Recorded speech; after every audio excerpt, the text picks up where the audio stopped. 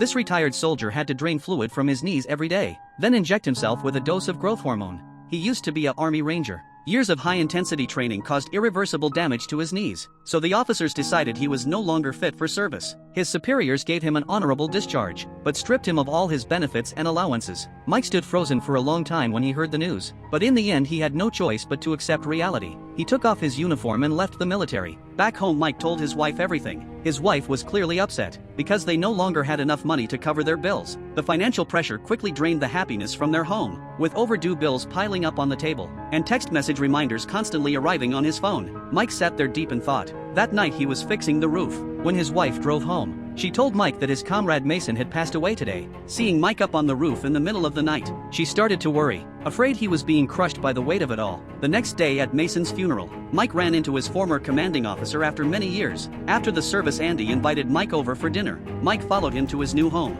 The spacious living room and luxurious furniture caught him off guard. After dinner, Andy and Mike talked about how life had been. Mike said he was bankrupt and desperate for a job, so Andy offered to introduce him to his boss. The next day, Andy drove Mike to the estate of a private contractor named George and introduced Mike to his employer George.